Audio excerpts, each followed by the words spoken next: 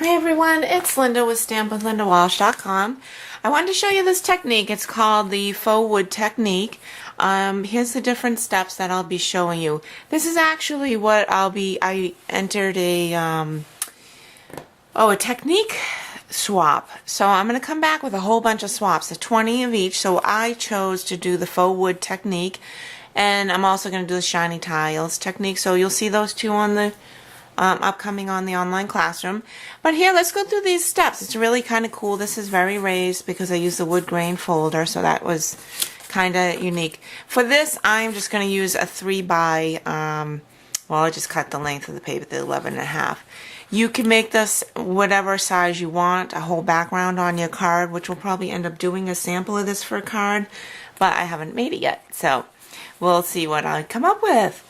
So first we're going to start off. The colors you're going to need are, now you can do this with mustard, yellow, whatever color. I'm using crushed curry for my base for cardstock. So therefore I want to use my crushed curry ink pad. Then we'll use the crumb cake, then chocolate chip, and then the whisper white. So you're going to need those 4 ink pads for this step anyways. And when you do your grain, you want to go in the direction that you're going to draw your planks in. So since this is going to be, I'm making technique cards now, I have to make 21 of these, so that's what I'm working on now for you. So I'm going to run my ink pad this way. So run it whichever way you want your length for. Now if I was going to do my planks this way, I would run my pad this way. But for this, I'm going to go this way. And like I said, it just depends on the card. You do use a lot of ink, and I'm going to tell you, with the new pads, don't go straight on because you're just going to get a big blob smear, okay? And let me see if I can find a little example of that. Kind of like this. When I use my chocolate chip, I got a big smear. But it doesn't matter because once you draw on your lines and so forth, it makes it look like the grain of the wood, which is really kind of cool. So what I'm going to do, I just flipped up my sign here because this is going to take up some messiness.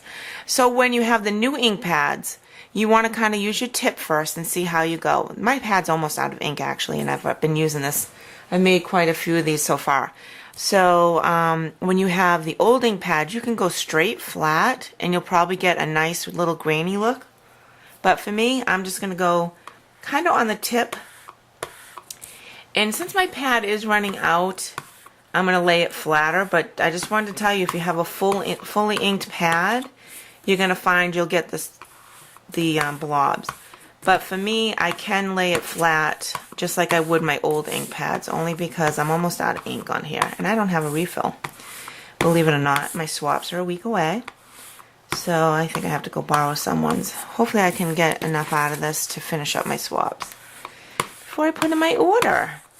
So this is what you want. You want kind of like a little inky, blobby, but not a whole big mess. Make it as dark as you want. You can always go back over it. But this is about the effect I want to get for the crushed curry. So I'm going to take now my crumb cake. And this is almost out, as you can see. When I get to my chocolate chip, I have more, and I also have a refill on my chocolate chip. So I'm just going to go kind of like so. Whoops. That's okay. That looks like a grainy piece of the wood. I'm going to turn my paper.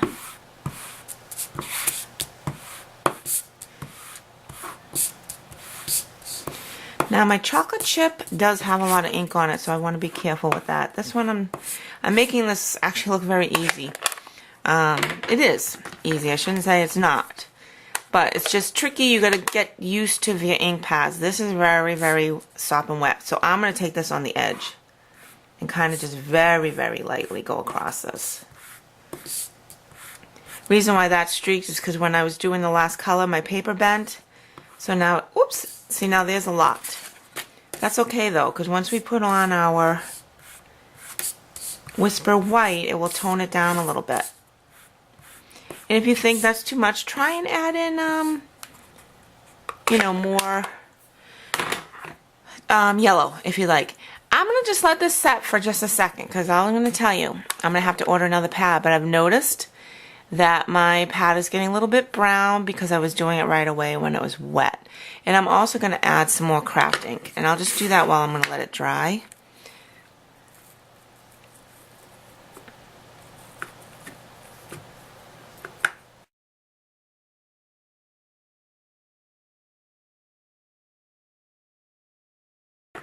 Because what's going to happen now when I go, I mean, we can try it, but when I go and go across, it's going to leave a little smear because I didn't let it set in good. But that's okay. It's really not going to, I'm just going to kind of spread it out, that little spot. I can go back in and add some more yellow or brown. I don't think it's going to be a big deal, so I'm not going to worry. It's already starting to dry up now. I'm going to turn it this way. It's just easier for me for righty.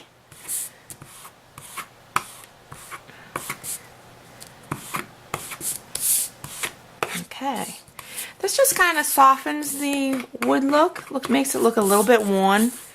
Alright? So you should have something like this. I think that looks good. So now I'm going to start with, you're going to need a ruler, preferably a see-through ruler, and your Stampin' black pen. I'm going to use the fine tip.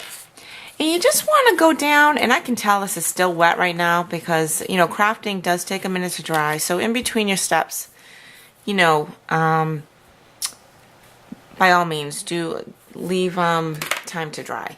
Now, if I had my Stampin' Up! Grid paper, you pretty much want to go down maybe 3/4 of an inch. I'm going to eyeball it. Your grid paper would also help you keep this aligned so you're not going to go veer off. I'm just going to wing it. And I am going this way because I want to just have a small piece for my little sample. If you wanted to have a big piece, you would probably go this way. Alright? So when we do a card, I'll just show you what I mean. So basically you're just going to go down 3/4 of an inch, 1/2 an inch, you decide. Just make sure your lines are pretty straight. Just because you don't want to have your boards look like they're going off in each direction.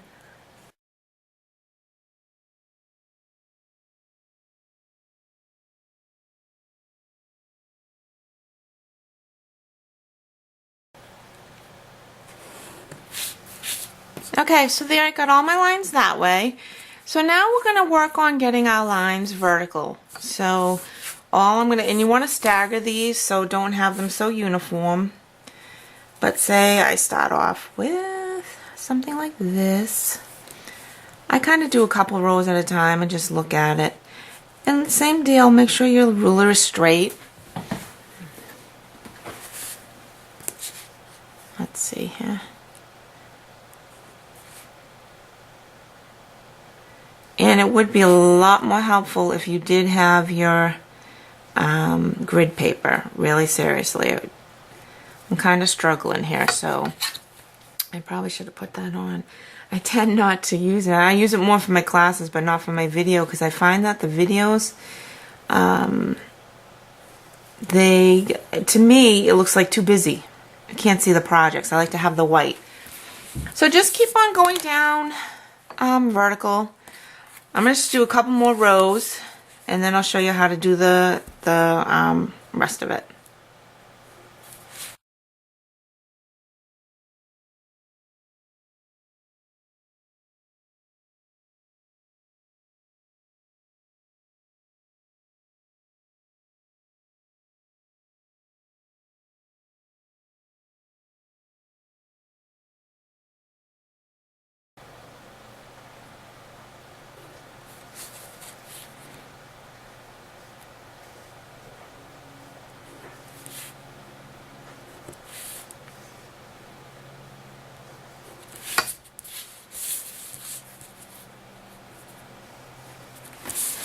Okay, so here, take a peek at that. That looks kind of cool, right?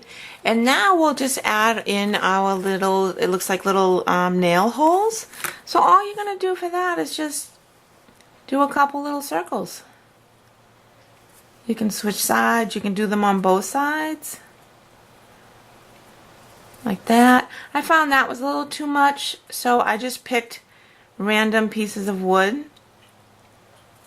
I didn't do them all either. You can. I mean, it doesn't matter. I just didn't want to have too many. I didn't want the focal point to be all these pieces of, all these nails. I wanted it to be more of the planks. So that's why I'm not doing every single one. But you decide. It's your preference. So there you go.